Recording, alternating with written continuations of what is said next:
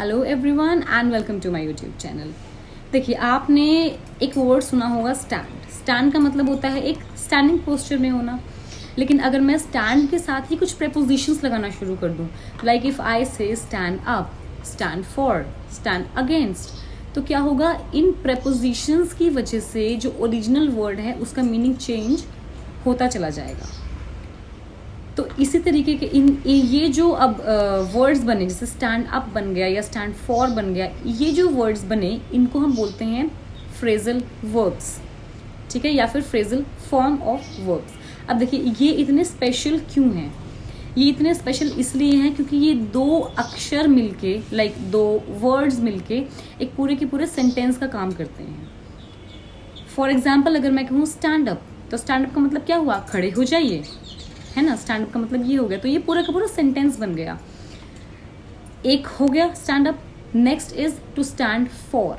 Stand for का meaning क्या हुआ कि अगर मैं कहूँ कि ये जो नेता है ये गरीबों के हक के लिए लड़ता है, तो he stands for the rights of underprivileged ones, है ना। तो स्टैंड फॉर का मतलब हुआ किसी के लिए लड़ना, स्टैंड फॉर।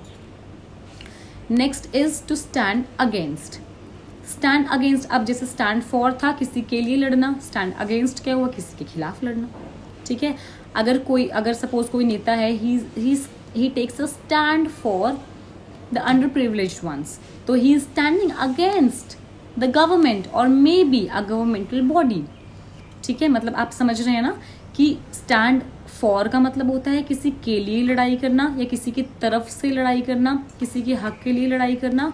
और स्टैंड अगेंस्ट होता है किसी पर्सन के या किसी बॉडी के खिलाफ लड़ना, ठीक है। अगर मैं कहूँ कि he standing against the government, कि वो गवर्नमेंट के खिलाफ लड़ रहा है, I can say why are you standing against me, ठीक है। तो आप मेरे अगेंस्ट क्यों लड़ रहे हो? That is stand against. Next one is to stand by. Stand by का मतलब होता है किसी चीज को अभी होल्ड पर रखना। जैसे कंप्यूटर्स जो होते हैं वो स्टैंड बाय हो जाते हैं, है ना। जैसे कि लैपटॉप्स जो होते हैं स्टैंड बाय हो जाते हैं। या फिर हम कहते हैं कि अच्छा, आपके पास इस चीज़ के लिए कोई और ऑप्शन भी है, चलो ठीक है, अभी मैं ये यूज़ कर रही हूँ, आप उसे स्टैंड बाय पे रखो। तो स्टैंड बाय का मतलब क्या हुआ? किसी चीज़ को होल्ड पर रखना, कि हम उसे एक लेटर डेट पर यूज़ करेंगे, तो that is stand by. Next one is to stand aside. Stand side का मतलब हुआ ऑब्वियसली साइड पर खड़े हो जाना। अब साइड पर कब खड़े होते हैं? मैदान छोड़कर साइड पे खड़े हो जाना, ठीक है।